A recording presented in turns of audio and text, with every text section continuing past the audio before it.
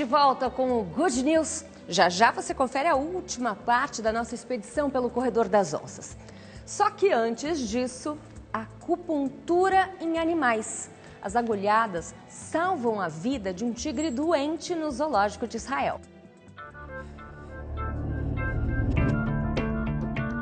Um tratamento alternativo para salvar pedangue, uma espécie de tigre da Sumatra hospedado neste zoológico e parque safari de Israel. Há tempos o felino sofria com uma infecção crônica na orelha. Os veterinários tentaram inúmeros tratamentos tradicionais, mas nada de sucesso. Foi então que a equipe do zoológico decidiu buscar uma saída alternativa para o problema na medicina chinesa.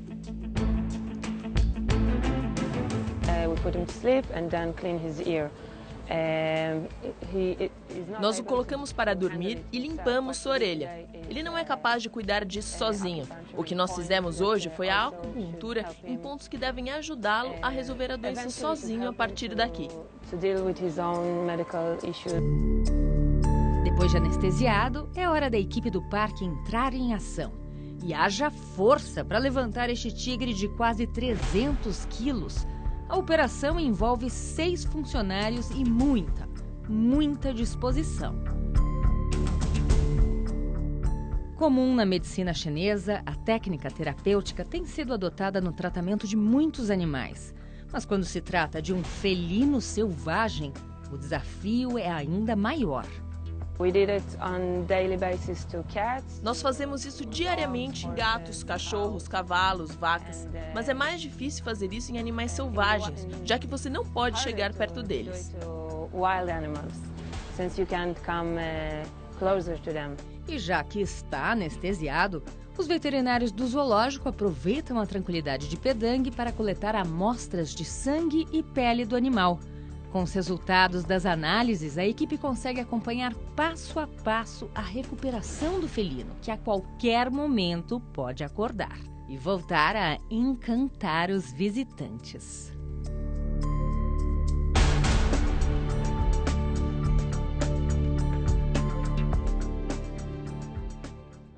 De volta ao Corredor das Onças de Campinas, em São Paulo. E o projeto, que começou com o monitoramento de Cosme, a onça que há mais de 3 anos ganhou um colar de transmissão de dados, hoje mostra resultados, dentro e principalmente nos arredores da mata. Tudo porque os proprietários de terras entenderam e comprovaram que ajudar a proteger a fauna é lucro certo.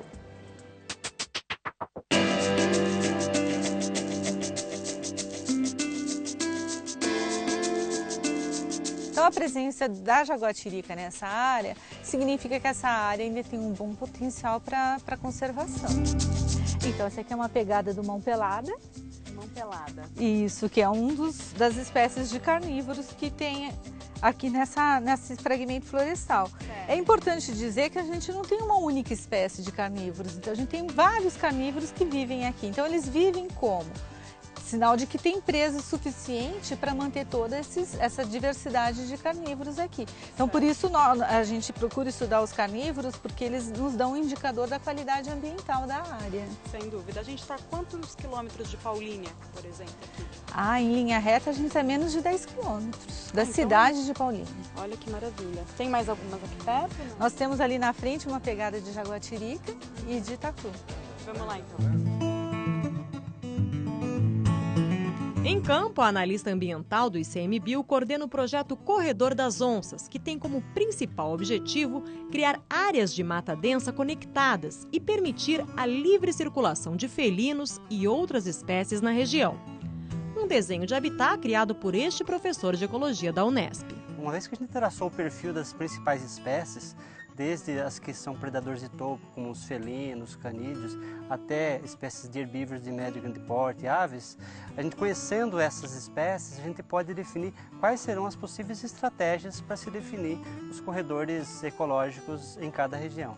Acho que os pontos positivos na região metropolitana de Campinas, que envolve todos os municípios, são um conjunto de fragmentos de mata, áreas de mata que foram preservadas e que têm tamanho suficiente para manter espécies com diferentes exigências. Só que se a gente não tiver a comunidade aliada no processo, ou os proprietários, os grandes empreendedores da usina da cana, da usina da silvicultura, o processo ele vai ser bonito no papel, mas não vai proteger a biodiversidade que a gente precisa tanto. Não muito longe dali, Roberto já faz a sua parte. Para quem trocou a cidade grande pelo sossego do campo, o projeto Corredor das Onças só agregou mais valor à filosofia de vida do hoje agricultor. Tem ar puro, animais soltos, né? Você acorda de outra maneira. Você dorme tranquilo, não tem barulho, buzina, congestionamento, essas coisas. É muito legal. Mas, Roberto, não era uma mata assim quando você chegou, né? Era menos do que isso. Você que deixou assim. Olha, a família, né? Quando a gente comprou, adquiriu, não tinha uma mata desse jeito. Era bem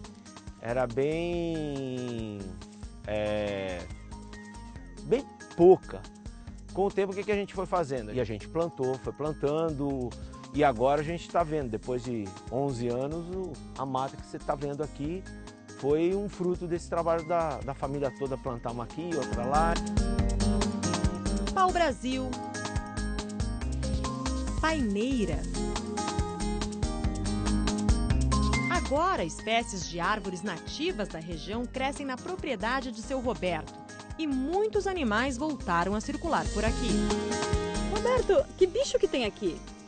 Olha, se é à noite você vê a bicharada, porque normalmente de dia a gente está andando, né? Mas de noite você vê tatu, tem bastante cobra, sapo, rato do banhado, já chegamos a ver do outro lado da propriedade o veado campeiro, pequenininho, deveria ser filhote na época.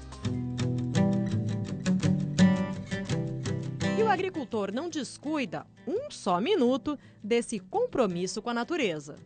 Você planta alguma coisa para comer daqui?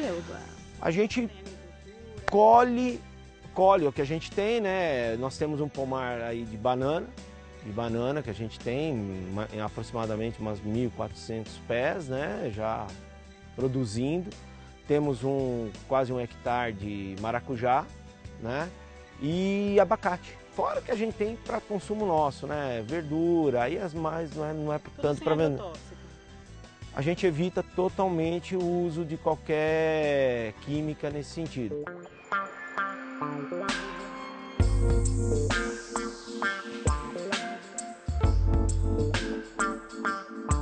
Glenn, outro proprietário de terras e criador de jacarés da região, também aposta no reflorestamento. Glenn, aqui começa a parte mais fechada de Mata Atlântica da sua propriedade, né? Correto, isso mesmo. Certo. Vamos dar uma entrada para conhecer. Há quanto tempo que você tem essa área para ela ter ficado desse tamanho? Nós temos a propriedade há 19 anos. Agora a gente vai entrar na mata bem fechada, que é a mata que as onças precisam para sobreviver. Vamos lá, Glenn? Vamos lá. Qual é a proposta ambiental que vocês têm para fechar essa mata, para criar um espaço Tem duas hábil? formas. Ou nós só fechamos a área e as árvores vão vindo através da semente de aves e vento, elas vão crescendo e vão formando a mata novamente. Ou nós plantamos mudas. O que nós procuramos fazer é plantar em árvores que atendam a avifauna. Uma vez que você preserva e tem abrigo e alimento para eles, e nós estamos próximo do rio Pirapitingui, quer dizer, eles têm acesso à água. Então tudo isso facilita com que eles vão permanecendo na região. Assim como o Roberto, Glenn entende que sua propriedade está integrada a um complexo maior. Como nós temos vários fragmentos na região, o interessante é fazer o corredor. E um dos corredores é a própria mata ciliar do rio Pirapitingui, que faz uma conectividade com essas matas. E com isso, esses animais podem ser preservados. Olha, o Glenn tem sido um grande parceiro nosso, porque, na verdade, ele protege um fragmento de mata, né?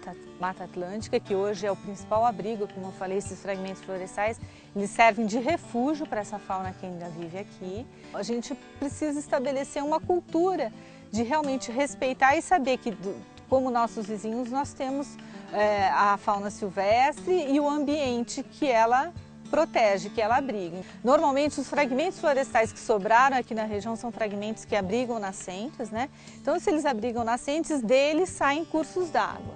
Esse fragmento especificamente, ele tem um curso d'água que ele vai cair no Rio Jaguari, que é um rio federal. Então os grandes cursos d'água, eles favorecem o fluxo da fauna.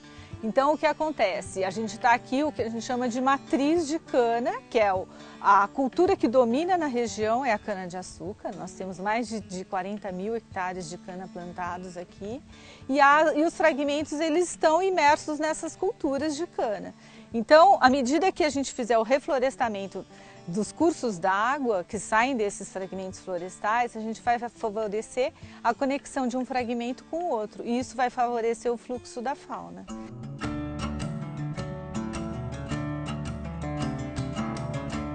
Na fazenda de Glen ainda encontramos 20 espécies de aves e animais que foram resgatados ou achados feridos.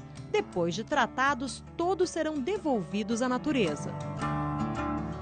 É impressionante como os répteis assustam mais, né?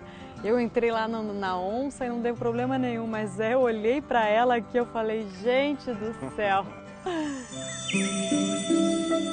Atualmente, 12 propriedades da região de Campinas participam do projeto Corredor das Onças. O próximo passo é fazer um estudo nessas áreas e promover a adequação ambiental para inseri-los no PSA, Programa de Serviços Ambientais. Uma parte da propriedade dele será tirada da produção e dedicada à floresta, portanto o valor da produção agrícola que ele poderia obter nessa área será perdido, então esse é o custo de oportunidade dado pela produção agrícola e mais o custo que ele tem em manter mesmo, proteger, fazer as atividades necessárias para manter a floresta. Então esse é o custo dele. Então o preço total é dado por esses dois custos, a área perdida e o custo de manutenção. É claro que quando se fala em pagamentos de serviços ambientais, dependendo da condição, não dá para pagar tudo. Isso vai variar muito.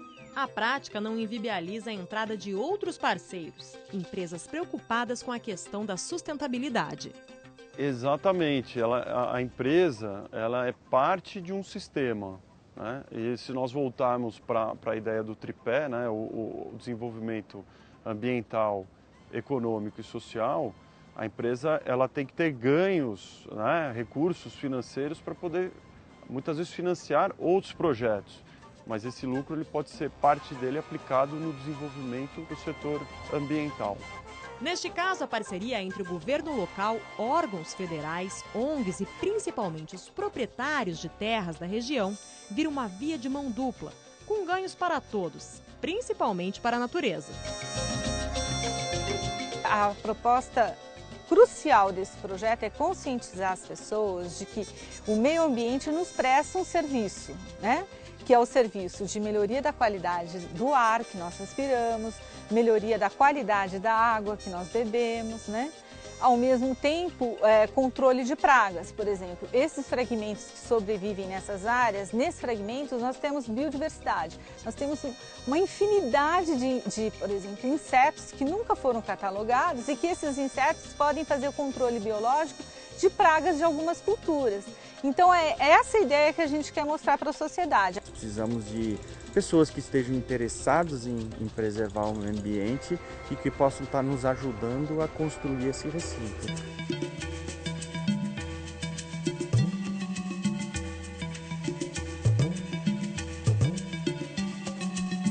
Que na verdade a onça é o grande símbolo desse projeto, mas nós estamos falando do ser humano, nós estamos falando da fauna, nós estamos falando da flora, nós estamos falando de água, nós estamos falando de, enfim, do nosso planeta, da nossa cidade, da nossa região. Eu acho que como ser humano hoje a gente tem que cuidar bastante da nossa vida, da nossa parte, né, ser humano mesmo. E a única forma que a gente achou assim legal de poder contribuir foi justamente isso. Melhorar a situação do local, né?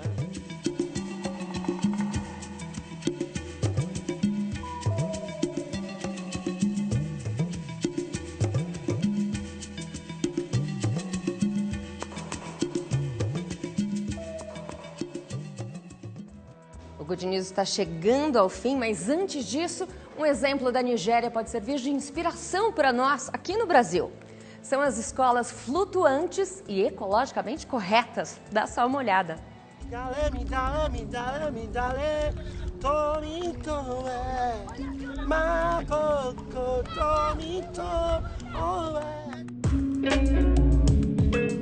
Com o aquecimento global, as cheias se tornam cada vez mais constantes e diversas comunidades litorâneas, principalmente as menos favorecidas, sofrem com tamanhas transformações. Em Makoko, na Nigéria, não é diferente. Nesta antiga vila de pescadores, na cidade de Lagos, muitos vivem em casas de palafitas, onde falta de tudo, desde escolas a moradias e hospitais. Diante desta realidade, Kunle Adeyemi, um arquiteto nigeriano, teve a seguinte ideia. Foi a campo e perguntou o que a comunidade mais precisava. A resposta? Escolas.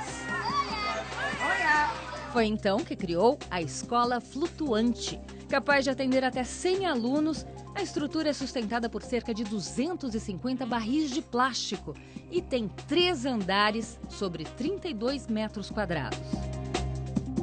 Além das salas de aula, tem jardim, playground e área de lazer, que é aberta para toda a comunidade nos finais de semana. E o melhor de tudo, é completamente sustentável. Usa a madeira encontrada na região, tem painéis solares para geração de energia limpa e um sistema de captação da água da chuva para ser reutilizada no banheiro. Para fazer o projeto da Escola Flutuante, Kunle buscou inspiração nas construções de palafitas da região e associou aos flutuadores, que neste caso são mais resistentes às tempestades. A Escola Flutuante custa em média 4.800 euros, um pouco mais de 14 mil reais. Dinheiro que veio da Fundação Heinrich Böll e as Nações Unidas, as principais incentivadoras do projeto. A nova escola é uma extensão da única instituição de ensino de Makoko. Aprendida a lição de que é possível trabalhar para um mundo melhor, arquiteto e comunidade querem ampliar o projeto. Construir casas individuais flutuantes e autossustentáveis para os 250 mil habitantes de Makoko e depois adaptar a obra para a construção de novas escolas, hospitais e espaços de convivência coletiva.